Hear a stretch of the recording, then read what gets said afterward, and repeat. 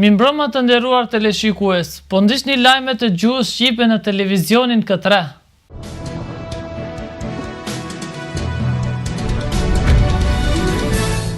Maqedonia do të jetë më e fuqishme nga ky proces dhe është e qartë se Maqedonia do të jetë vend antar i Bashkimit Evropian.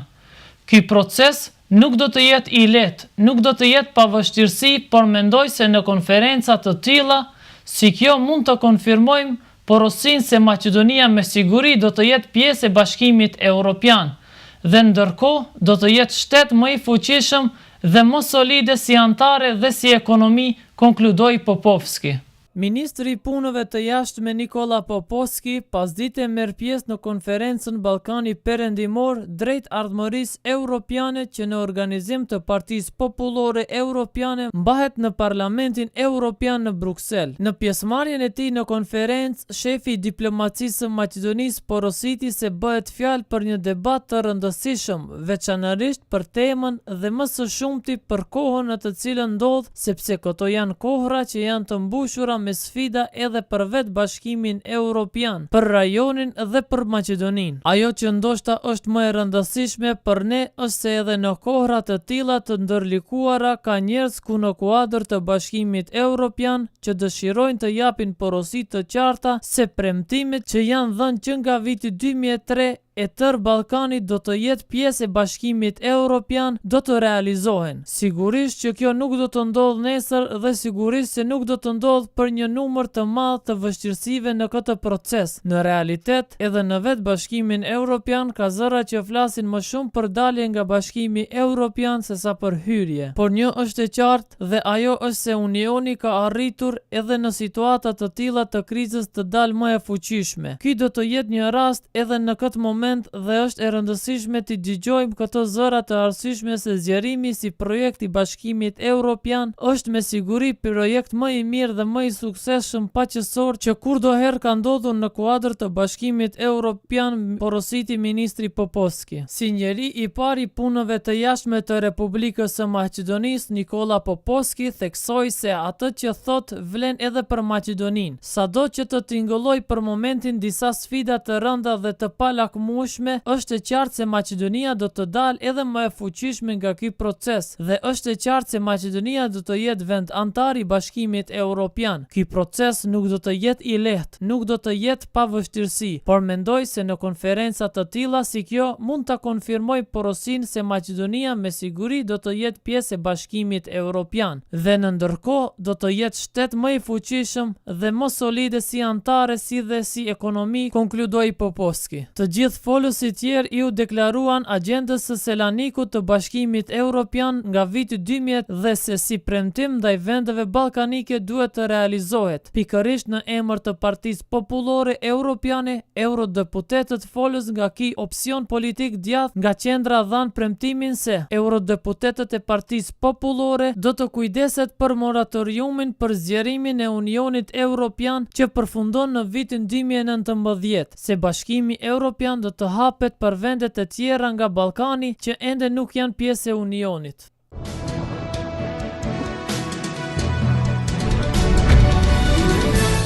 Me nderime të larta ushtarake nga ana e Nikoqirit, shefi i shtatmadhërisë së armatës së Republikës së Maqedonisë, general nën kolonel Metodia Veliçkovski, priti delegacionin e forcave të armatosura të Hungarisë, i shoqëruar nga ambasadori i Hungarisë në Maqedoni, Josef Bence. Në vizitën zyrtare ditëshe të Republikës së Maqedonisë dhe Armatës së Republikës së Maqedonisë, prej sot do të qëndroj shefi i shtatmadhërisë së forcave të armatosura të Hungarisë, generali Tibor Benko. Delegacioni i forcave të armatosura të Hungarisë i shoqëruar nga ambasadori i Hungarisë në Maqedoni, Josef Bence, do të pritet me ndërrime të larta ushtarake nga ana e Nikoqirit, shefit i shtatmadhërisë së armatosur të Armatës së Republikës së së Maqedonisë, general nën kolonel Metodia Veliçkovski. Siç është paralajmëruar, generali Benko sot do të realizojë takime edhe me ministrin e mbrojtjes Zoran Jolevski. Situata e sigurisë në rajon me përqendrime në krizën migruese, procesi i transferimit të armatës së Republikës së Maqedonisë dhe pjesëmarrja në opsione për mbështetje të paqes. Gjendja aktuale dhe avancimi i bashkëpunimit bilateral të armatës me ofrim të kapaciteteve me të cilat disponon Shtatmadhëria e Republikës së Maqedonisë dhe Armata e Republikës së Maqedonisë janë tema në të cilat do të bisedohet në takime. Shefi i Shtatmadhërisë të Forcave të Armatosura të Hungarisë gjatë qëndrimit në Republikën e Maqedonisë do të pritet edhe nga presidenti i Republikës së Maqedonisë dhe komandanti suprem i Forcave të Armatosura Gjorgji Ivanov, ndërsa do të vizitoj edhe poligonin e armatës Krivolak dhe Karakollin, Bogorodice në kufirin Maqedoni, Greqi.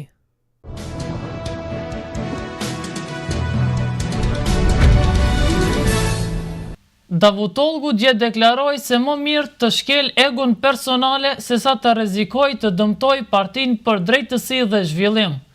Ai mendon të tërhiqet nga funksioni për shkak të jehonës për luftë për epërsi në politikën turke me presidentin Recep Tayyip Erdogan.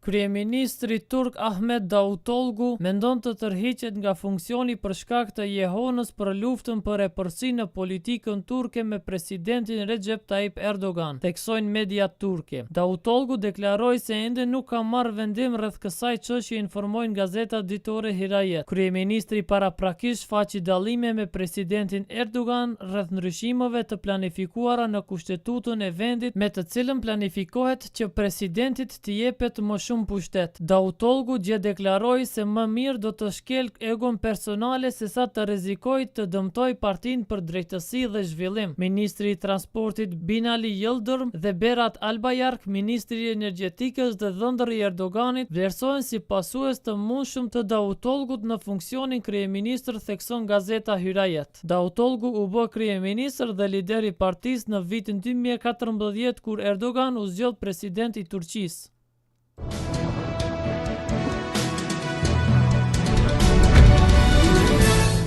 Dham gjithçka prej vete, por votuesit preferojnë ndonjë rrugë tjetër. Me keqardhje të madhe njoftoi se ndërpres fushatën, deklaroi Cruz para hejtarëve të tij në Indianapolis. Senatorin nga Teksasi Ted Cruz, i cili luftonte për nominimin e republikanëve për kandidat për president të Shteteve të Bashkuara të Amerikës, njoftoi se tërhiqet nga gara për shtëpinë e bardhë pas fitores së miliarderit Donald Trump në zgjedhjet e brendshme partijake në shtetin Indiana. Me keqardhje të madhe njoftoi se ndërpres fushatën, deklaroi Cruz para idhëtarëve të tij të Indianapolis. Dham gjithçka prej vete, por votuesit preferojnë ndonjë rrugë tjetër, shtoi senatori. Kryetari i komunitetit kombëtar të Partisë Republikane, Ryan Spribas, deklaroi se Trump është nominimi eventual i partisë pasi Cruz e ndërpren fushatën, njoftoi Departamenti Amerikan. Senatori nga Vermont, Bernie Sanders, fitoi në zgjedhjet partijake të demokratëve në Indiana, njoftojnë mediat amerikane. Me 53% nga vota, Sanders e fitoi Hillary Clinton, e cila sipas anketave ishte favorit, por fitoi mbështetjen prej 47% nga votat gjatë numërimit të 64% të votave. Fitoria e senatorit 74 vjeçar sipas analistëve është e paraqitur pasi paraprakisht në anketat Clinton kishte 7% më shumë vota në dobi të saj.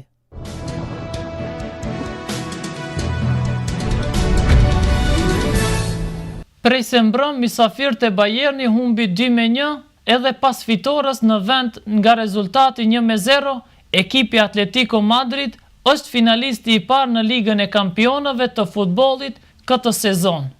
Ekipi Atletico Madridit është finalisti i parë në Ligën e Kampionëve të futbollit këtë sezon. Prej se mbrëm, mysafirët e Bayerni humbi me 2-1 dhe pas fitores në vend nga 1-0, falënderim i golit të arritur në teren, mysafir plotësohet në finale. Revansh gjysmëfinalja e Allianz Area krahas 3 golave solli edhe 2 penale nga një për çdo ekip që nuk ishin realizuar. Bayern iniciativën që e kishte e ka realizuar me golin prej goditjes së lirë të Xabi Alonso në minutën e 31. 3 minuta më vonë ishte sjellur penal për Nikoqirët, por golmani i Atletico Jan Oblak e mbrojti goditjen me Thomas Müller. Mysafirët nga Madridi barazuan përmes Antonian Griezmann në minutën e 54. Bayerni fitoi me 2-1 në minutën e 74 përmes Robert Lewandowskit. Atletico penalin nuk e realizoi në minutën e 84, ndërsa kryerës ishte Fernando Torres. Manuel Neuer e mbrojti penalin.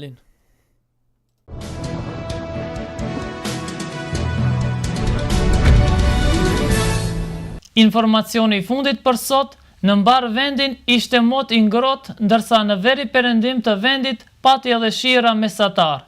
Temperaturat e paraditës lëvizën nga 4 deri më 21 gradë Celsius, ndërkaq temperaturat e ditës lëvizën nga 11 deri më 23 gradë Celsius.